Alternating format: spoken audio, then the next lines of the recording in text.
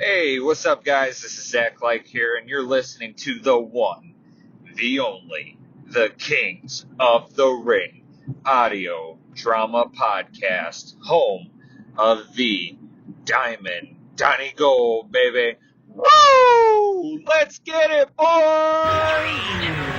You're listening to the Kings of the Ring podcast network.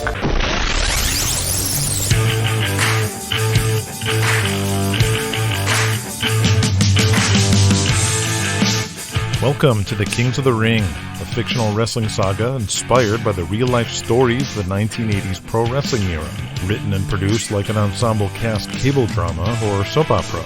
Kings of the Ring is primarily a listener-supported show, and I want to shout out to all the patrons who are jumping on board to get early access and to hear the deleted scenes. And if you are a top guy or top girl in Patreon, we will use your name for a character in the Kings of the Ring audio drama and the novels. Kings of the Ring is intended for mature audiences. Today's episode would be rated MA for the usual.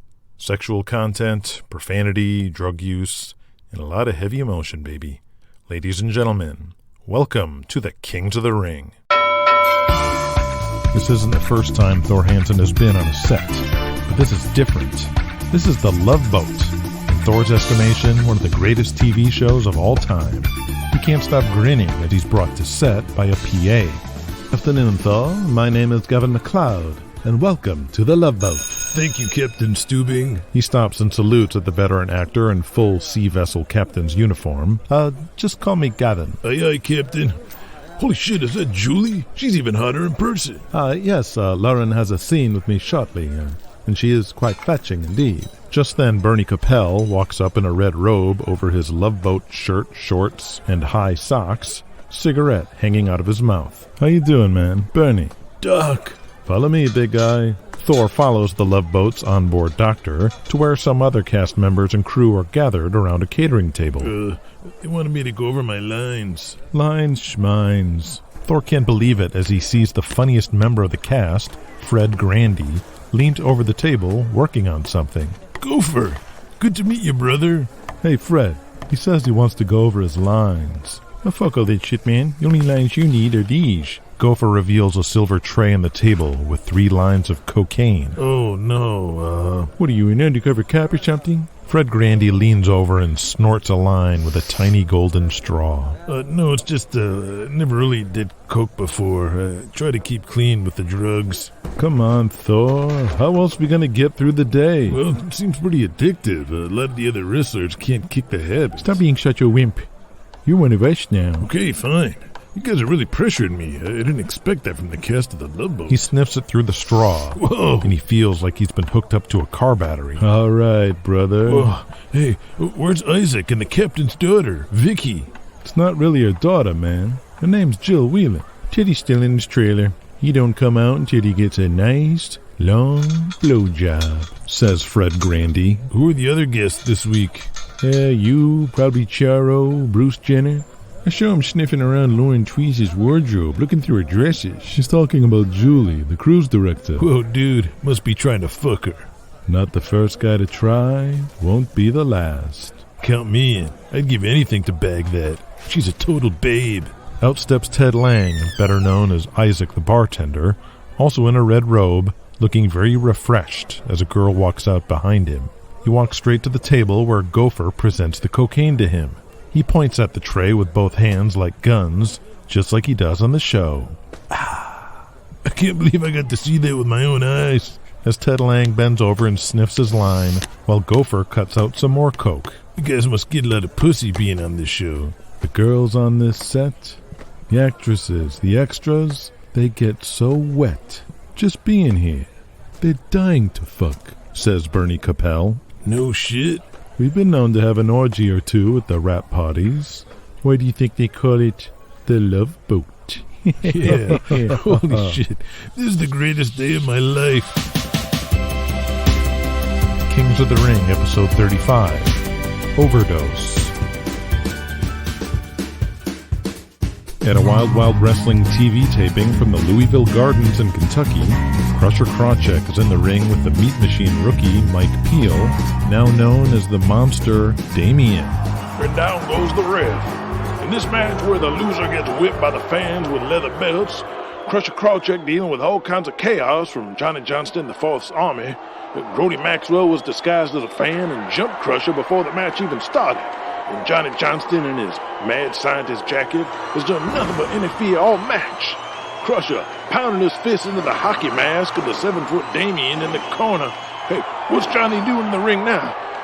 Oh no! He just threw a fireball in Krusher Krawcyk's face! Oh, and he goes down. Oh my. I don't think the legendary world champion has ever had to deal with anything like wild wrestling before.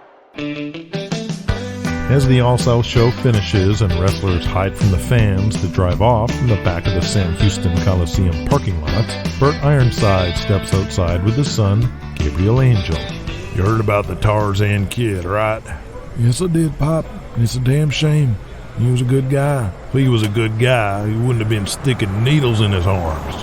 For Christ's sakes, if you want a buzz, drink a case of beer. It's why God invented alcohol. Our Lord had nothing to do with them drugs. Not sure God had much to do with either. See, you boys were raised different. You remember now, Gabe. Someone offers you drugs, you do what our lovely First Lady Nancy Reagan says, and just say no. Got it, Dad. Hey, and what's going on with your new tag team partner, Apollo?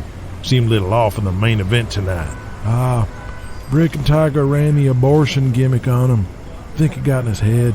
Was all worried he got AIDS and shit. Fuck you gotta be worried about. Only the queers get AIDS. And what'd you do about the rib? You put a stop to it? No, he's gotta take it, deal with it on his own. Bert lights a cigarette. You know, I worry about this Apollo kid. I think he's kinda fragile. He'll find his way. Anyway, this Super Bowl of wrestling deal gonna happen? Yep. Can you get me on the card? You already are. Who am I working? Why? Well, Dad, I need a favor. There's a match I want, and I really need you to make this happen. Who? Someone I got in mind. From Atlanta. A healthy crowd of almost 10,000 fill the stands as Charlie and son Nelly Gotch stand by the entrance to the arena floor, watching Shark and Buzzsaw wrestle AMW icon Brad Milkins and All-American Dan Sanders. Billed as former Olympians, they wear faded amateur wrestling-style singlets with skin the same color as the milk they both profess to drinking all their lives. Across from them are Shark and Buzzsaw, who look like they stepped off the set of a science fiction movie. Huge, rippling muscles on big guys who look like they eat metal for breakfast. They have colored paint streaked on their face and mohawk haircuts as the match degenerates into a brawl. See? Half the people are cheering for Milton's comeback. Half the people are booing. They're enjoying seeing the Apocalypse kick his ass. Well, no wonder. That buzzwhip with the mohawk isn't even selling. He is. He's just so much bigger than Milkins, it doesn't look like much. Buzzsaw shoves the ref to the mat, and he calls for the bell. And now they're still brawling with him after the match is over, even though they lost? I hate guys who do that. And so do the fans. Watch this. Here are your winners. As a result of the disqualification, the All-American Dan Sanders and the Olympian Brad Milkins. Nelly has his arms folded, looking over at his dad, waiting for a response. Why are they booing? I feel like I'm in the Twilight Zone or something. I already told you why, Dad. No. The problem must be Dan Sanders. He's lost it. He's washed up. No. Sanders is doing the same shtick he's done his whole career. Maybe even better than ever. But the fans like Shark and Buzzsaw more than those two old farts. It was a mistake to book this match, and you're seeing why, Pop. But hey, maybe it's just a sign that it might be time to turn the Apocalypse babyface. Nelly turns and sees his father stomping off the arena floor.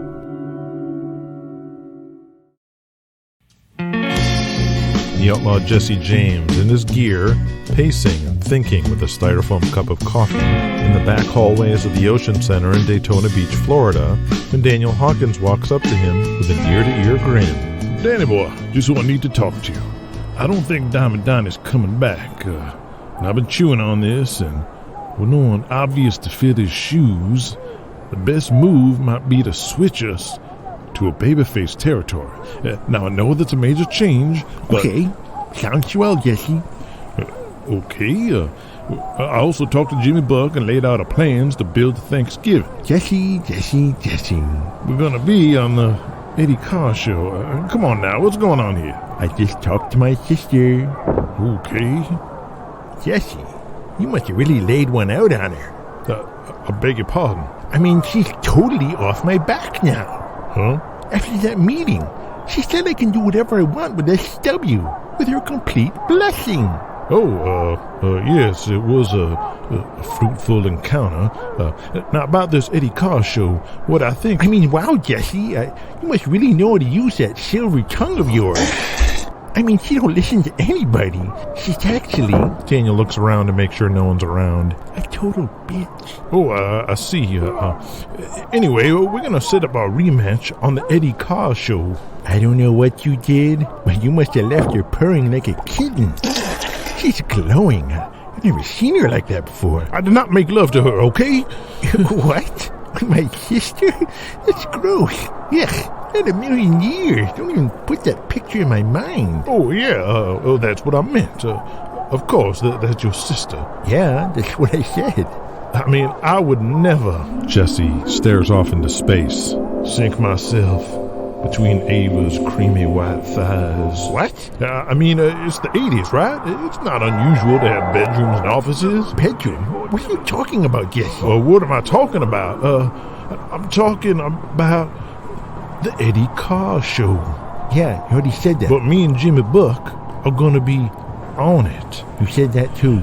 But did I tell you we're gonna be on it? Yes. Well, let me tell you what we're gonna do. Did I tell you that? No, you didn't get that. Well then, Mr. Expert on Who Said What, if you'll allow me, then I can tell you. Oh yeah, I wasn't really... We're gonna talk about the pile driver I laid him out with in Charlotte. Oh right, it sounds fantastic. Jesse pulls the collar away from his neck. It's all about the big rematch, Danny boy. It's gonna be a hoot. A sweat-covered Davy Boy Givens, Bobby Lee Rivers, Prince Abdullah, and the Russians, Dmitri and Vladimir Rykov, walk back from their match to the locker room, all looking pissed off. Good match tonight, boys. Thanks, Jesse. Shit, man, we need to make some changes. Bobby Lee Rivers says as he throws his sweat-soaked bandanas he tied around his arms to the floor of the locker room. What? I'm getting my ass kicked every night. And I'm talking to you two jabronis, potatoing the shit out of me out there. Didn't anybody tell you it's a fucking work? We're just trying to make it look real. Bob is right. You two are way too fucking stiff. Need to lighten up out there. And tighten up your moves too. You're sloppy. That clothesline knocked half the teeth loose. Hit me in the chest, not my mouth. Sorry, brothers. We'll work on it. And even if these guys were smooth as a Jivetown Express, I'm getting killed in the fans' eyes by taking all the heat every night. What are you talking about? I get stomped on by the Russians for 15 minutes, then you get the hot tag, clean house, and shine like a fucking diamond while I look like a pussy you can't fight. That's not what's happening. The guy who's over should get the hot tag. And no offense, brother, I think I'm more over than you. You're right, Bobby. You are more over than me. And it's because you're taking the heat. You trying to work me? It's my charisma, brother. I got more of my pinky than you do in your whole body. It's psychology, Bobby. Your charisma is exactly why I would do it this way. Them girls wouldn't give two shits if it's me get my butt kicked. But when it's you, they care. Prince Abdullah joins in. Trust me, Bobby. If they knew the real you, they'd beg us to kick your face in. You got to get on board with this, Bobby Lee. I'm making more money than I ever did in my life with this rock and roll gimmick. And I want this to last a long time, not burn out. And this is how we do it. Yeah, I don't know. Yeah, I think fans want to see me kick ass and hitting everybody with my big moves and go home. You think you Thor Hansen or something. He's over, ain't he? And he's 6'8", 300 pounds. You 5' nothing and 200 pounds soaking wet. Once you 6'8", 300 pounds, I shut up. Until then, you said, I don't like looking weak. The more you hurt, the more these teeny bopper fans with their little titties feel bad for you. They want to suck your tiny prick and make you feel better. Wrestling business, not about money. Wrestling business, not about legacy. Wrestling business about one thing and one thing only. To make girl want to suck you dick. Now shut the fuck up and take the heat. You crazy Arab. Enough talk of this. Everyone needs shits but the prince. Period. Yeah, Kings of the Ring will be right back after these messages. Oh, I see blue drink. I see. Just got a new drink. I see. Now there is a cooler. It's candy apple cooler. Candy apple cooler. New Hi-C Candy Apple Cooler, made with real fruit juice with a full day's supply of vitamin C. So cool, it's cool enough for me. Candy apple cooler. Hi-C, we drink Hi-C. Rapunzel! Rapunzel!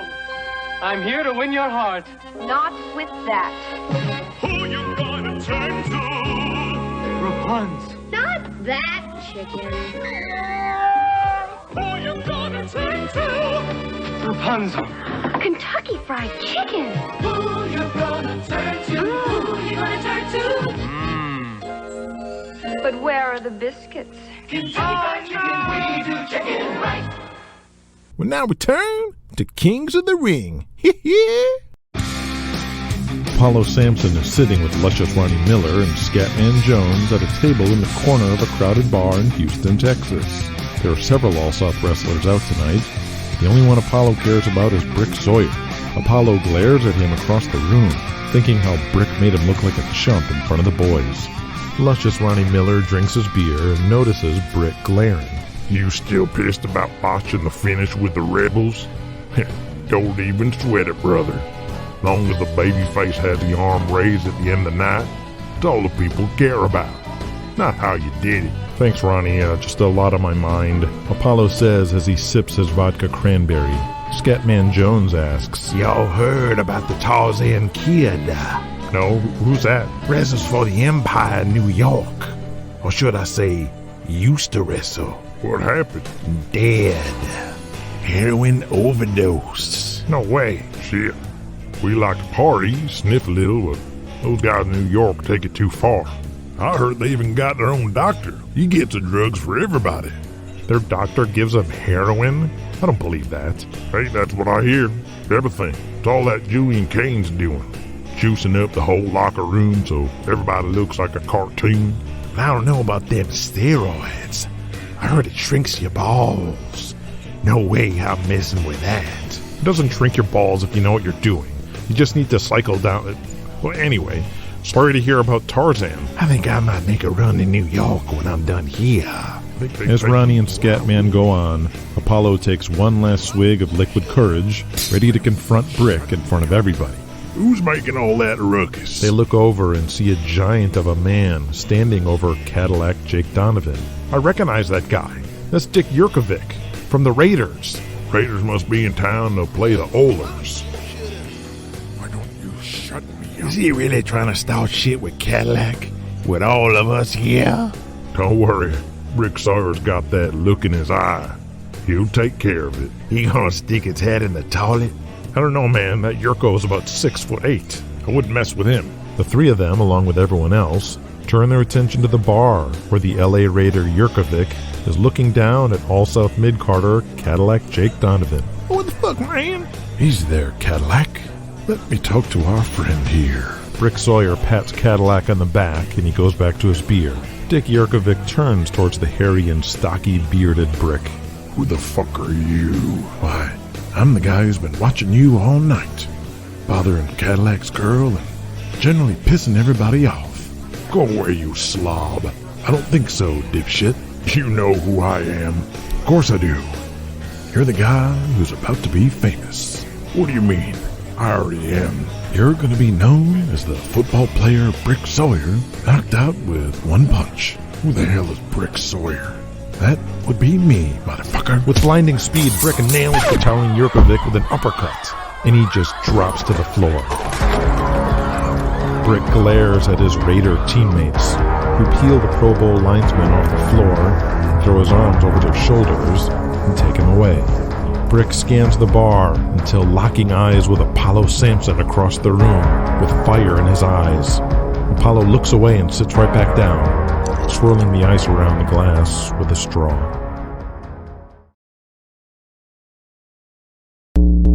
Hercules Harris opens the trunk of his car and pulls out a large duffel bag with his Mbutu Zulu gimmick inside and heads for the door.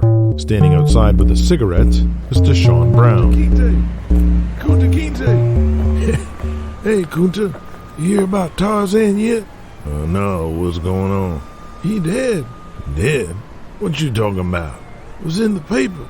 Drugs overdose. Tarzan. I knew all that blow was gonna catch up to him one day. It wasn't coke. It was heroin. He does heroin? Guess you didn't know him like you thought you did, Kunta Kinte. Just like I thought you could wrestle by now. Then I saw you, and you steal the shits. Come on, DeShaun, give me a break.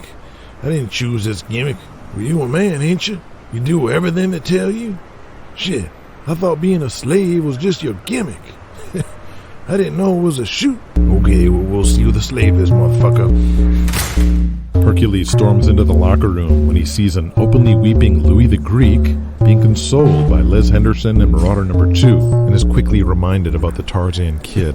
I get the message on my sheet. He sounded like he killed himself. Marauder number 2 responds, I know he was upset he lost that big bet, but not that sad. Tarzan commit suicide? Sorry, I can't see you, Louis. He was a junkie, that's all. No, he not take too many drugs. But if I not out with Lulu, I would have been home.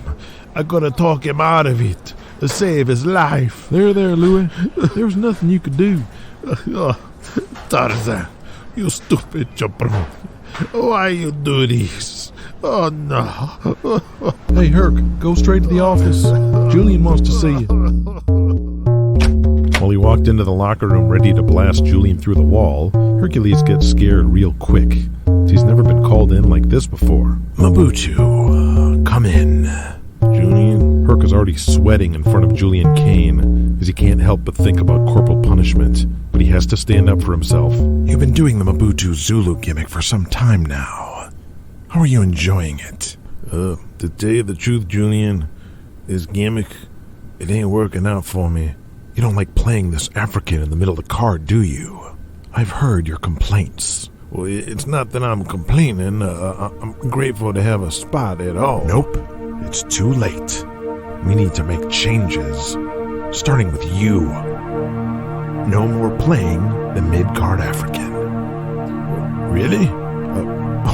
What a relief. I mean, even hauling this heavy-ass gimmick around is... You're going to be the main event African. Say what? I'm moving you up the card, Mbutu. Hercules is blindsided and doesn't even know how to feel, let alone respond. Empire Mania 2. The American Viking Thor Hansen versus the African Nightmare Mbutu Zulu. Oh, Lord. Are you serious? Yes. 1985 has been just as big as I knew it would be. Thor Hansen is a machine, selling t-shirts like hotcakes, selling out 10 and 15,000 seat arenas every night. And to feed that machine, he needs heels. And you are the perfect opponent for him. A filthy African, straight from the jungle, a non-English speaking beast. The complete opposite of the guy who represents everything good about America. Oh, right. You're not only going to be rich beyond your wildest dreams, but you're going to be integral to the EWF moving forward. You're one of my guys now. Anything Zulu wants, Zulu gets. You want drugs? I'll get you drugs. You want a higher class of girls than the rats on the road? I'll get you the girls. You name it, you got it. I don't know what to say. Good, then go out and celebrate. Find the youngest rat you can get, and fuck the shit out of her with your big black spear. You deserve it. Okay, I hear you. And there's one thing I want to talk to you about. Anything. How do I say this? To close the show is my final word. We all read the papers that EWF wrestler Tarzan Kid died from a heroin overdose. We've never heard of any kind of drug abuse in the world of wrestling up until now, but I'm not surprised. When you're dealing with this class of degenerates, we shouldn't be shocked at what kind of perversions and deviancy these men will stoop to. After all, they're scam artists for a living. maybe it's time we start our own investigation on drug use in wrestling. After all, if this Tarzan Kid was using heroin enough to overdose, it only makes sense there's more where that came from. Let us know by sending in your postcards and letters to ABC News Exposed with Michael Sluck.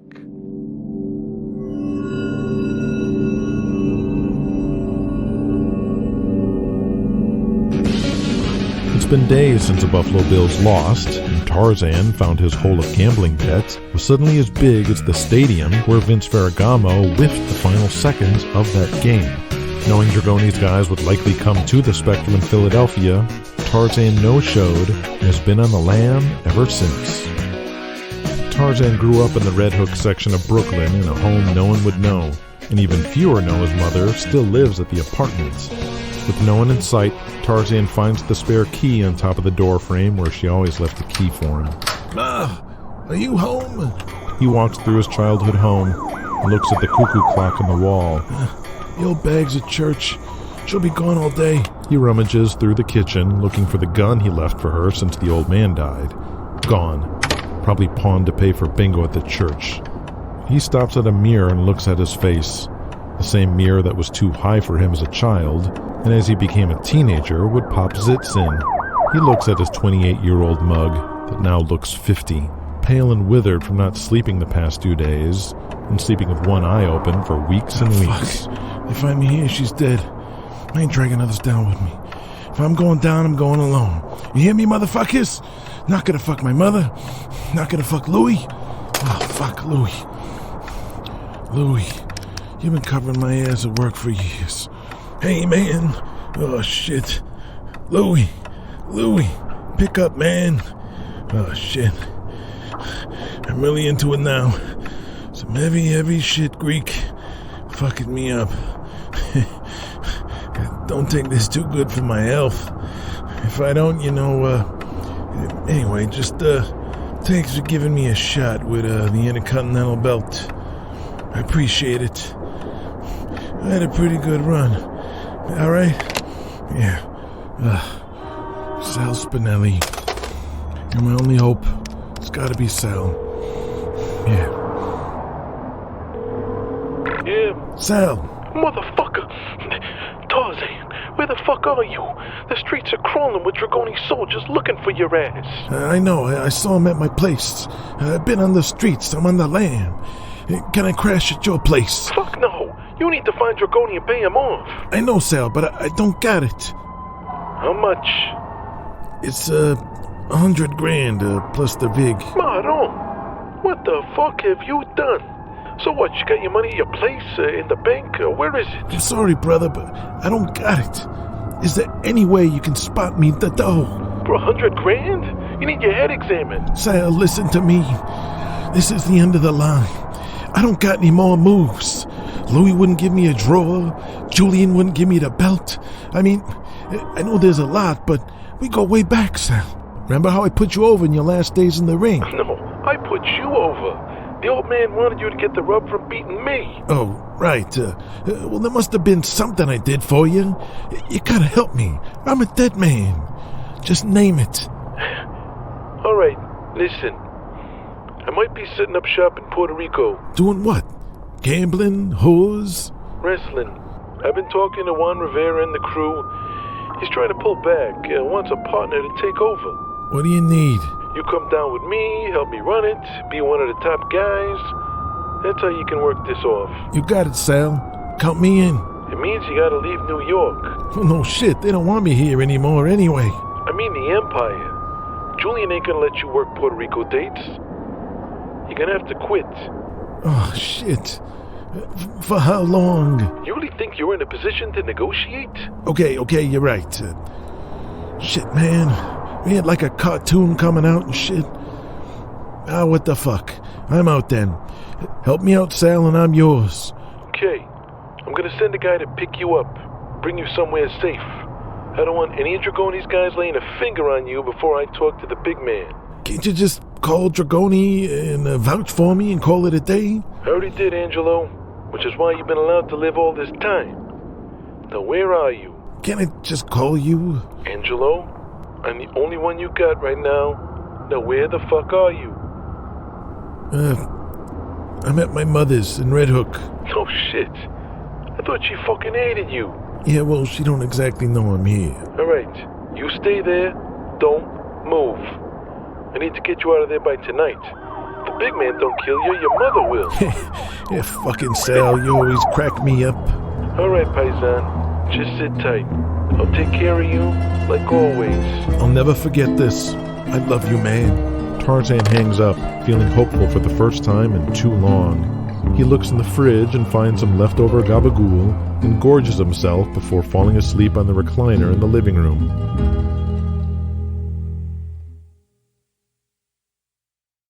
Go on, do it before he wakes up.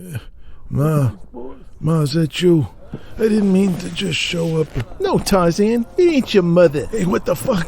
An even groggier Tarzan awakens to see Vito the Fish in his black turtleneck and members-only jacket and a few other guys surrounding him, pinning him down in the arms of the chair while one of them shakes his fist after hurting it on Tarzan's jaw. Your number's up, Tarzan, and I beg to be the one to punch your ticket. Hold him down, boys. Vito, how the fuck did you find me? Who flipped? The only person who knew you were here, you dumb fuck. No fucking way Sal would sell me out. He's not even with the Dragonis. Looks like he is now. No. Fuck no. You've been a nice regular stream of income for Mr. Dragoni and a nice trophy to brag about to the other bosses. But at some point, you became more trouble than you're worth. And he's done with you. As for me, I'm gonna get bumped up for this. He pulls out a bag. Get off I of said me. Hold him down. It's like a fucking gorilla. Tarzan struggles and the three guys can't hold him down, even in his weakened state, until one of the guys from behind cracks a steel pipe on the back of his head. I never liked you, Tarzan. What kind of piece of fucking shit could have the keys to the kingdom? A big star on TV, wrestling at Madison Square Garden, the same ring that Dominic Dante wrestled in, and could still fuck it up. You don't deserve the life you have. Not here.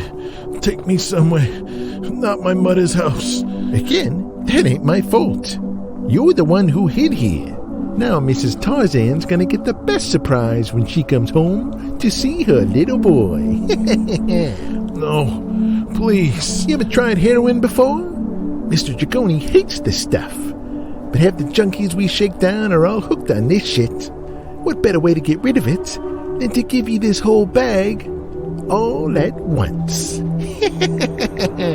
They tear his jacket off and hold his arm out as Big Vito starts injecting heroin into the Tarzan Kid, one needle at a time. No.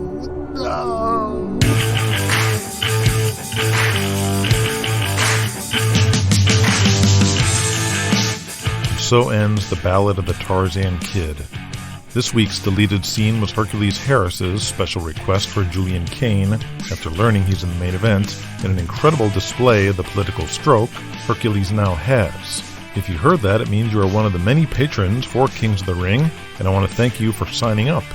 If you did not hear that scene, then you won't find out what Hercules asked Julian until episode 36. And as always, thank you so much for listening to the show, and please spread the word about the #1 fiction sports podcast in history, Kings of the Ring.